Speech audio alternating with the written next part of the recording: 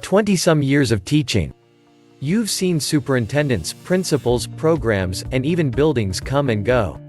You've aligned 5 or 6 curricula for 4 different state tests that also come and go. You remember when worksheets were purple.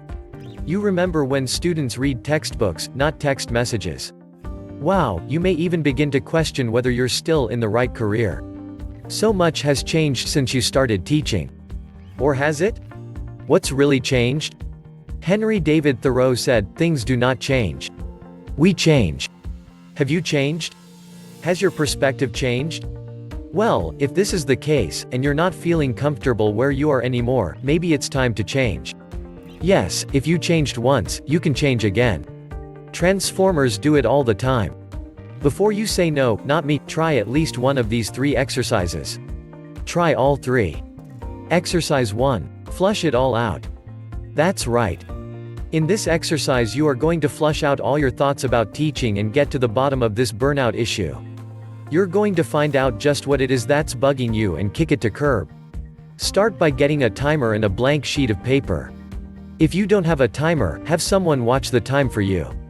Set the timer for 15 or 20 minutes. Now, go.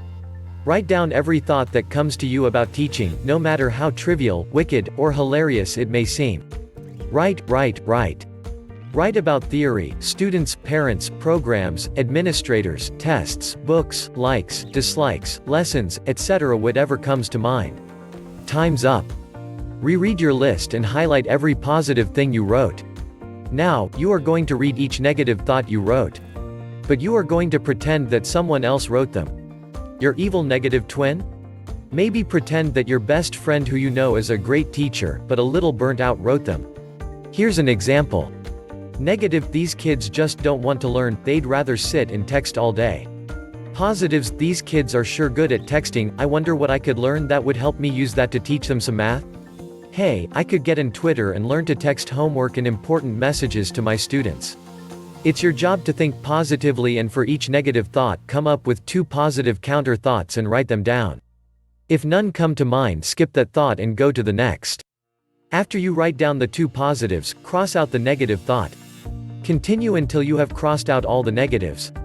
How do you think you will feel when you complete this exercise? Many teachers who have tried it report that they have a new perspective and that they now catch themselves slipping into the clutches of negative thoughts and are able to redirect their thoughts more positively. Exercise 2. Draw a picture. In this exercise, you are going to draw a picture of you standing in the doorway looking into your first classroom before the first day of school. Make it a caricature and exaggerate your teacher features. Come on, now. Have some fun with this. Are your eyes all big and starry? Big grin? Big hair? What does your room look like? Write a description of how you felt back then. What were your biggest hopes and dreams related to teaching? Post this picture where you will see it often. Next to a mirror is a good idea. One teacher I know put her caricature above the mirror on the door to the closet where she hangs her coat and stashes her purse in her classroom. Exercise 3. Find your mini-me. I saved this exercise for last. It's my favorite. Find a brand spankin' new teacher to be your mentor. Yes, they will be your mentor. Now, they'll probably think that it's the other way around, and you certainly don't have to set them straight. At least, not at first. If you're not at school, call the secretary or principal and get their contact info. Anyway, introduce yourself and become their best buddy. Invite them to lunch. Go to them bearing gifts. You know, all the things they don't have and need, like plenty of lined paper and pencils. Then strike up a conversation with them about their plans for the year. Don't talk. Don't give advice. Just listen. Listen to what they are saying and how they are saying it. What can you sense from their tone of voice? Fear? Excitement? Idealism? Try to relive your first days by listening to them.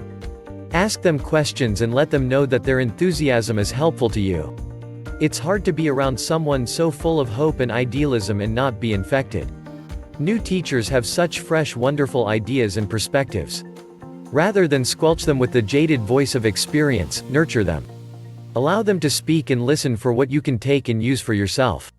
Your belief in them will help bolster their confidence. For you, it will reaffirm all the reasons you started this journey 20-some years ago. Linda Cordes is a math teacher and instructional coach with 30-plus years of experience and passion for learning and teaching.